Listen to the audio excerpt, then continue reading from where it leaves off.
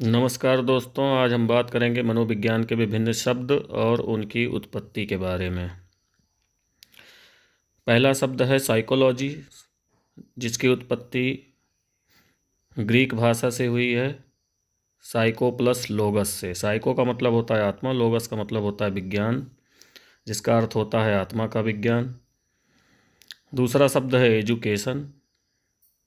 इसकी उत्पत्ति एडुकेयर से हुई है, लैटिन भाषा के, जिसका अर्थ होता है उठाना या शिक्षित करना। तीसरा शब्द है शिक्षा, जिसकी उत्पत्ति शिक्ष धातु से हुई है। ये संस्कृत भाषा का शब्द है। चौथा शब्द है एडोलेसेंस। एडोलेसेंस मतलब किशोरावस्था।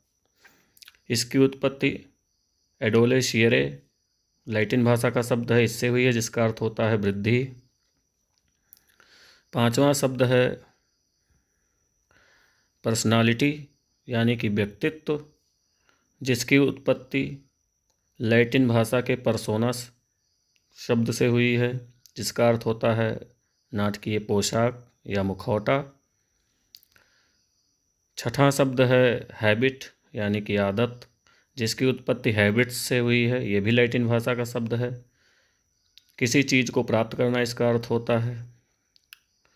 दोस्तों, हम जानते हैं कि अगर किसी कार्य को 45 दिन तक किया जाए तो हमारी आदत बन जाती है। जैसे कि हम सुबह उठते हैं, नहाते हैं, धोते हैं, खाते पीते हैं, ब्रश करते हैं, वो हमारे रूटीन में आ गया है। वैसे कोई भी चीज़ अगर हम 45 दिन तक करें तो वो भी हमारी आदत में आ जाएगा, ना चाहते हुए भी उसको हम करेंगे। सातवां शब्द है इंटरेस्ट, रुचि। इसकी उत्पत्ति इंटरेस्ट लैटिन शब्द से हुई है, जिसका अर्थ होता है या संबंधित है या अंतर करना। आठवां शब्द है अभिप्रेरणा, मोटिवेशन। इसकी उत्पत्ति लैटिन भाषा के मोटम शब्द से हुई है, जिसका अर्थ होता है टू मूव और मोशन। तो इसमें एक चीज़ ध्यान रखना है कि पेपर में एक नंबर ज़रूर आता है इससे। तो आपको ये ध्यान रखना है कि मैक्सिमम जो शब्द हैं वो लैटिन भाषा के ही होते हैं। बस आपको साइकोलॉजी और एजुकेशन, शिक्षा, ये दोनों ध्यान रखना है कि साइकोलॉजी ग्रीक भाषा का शब्द है और शिक्षा संस्कृत भाषा का शब्द है। बाकी सभी जो है लैटिन भाषा के हैं। धन्यवाद दोस्तों।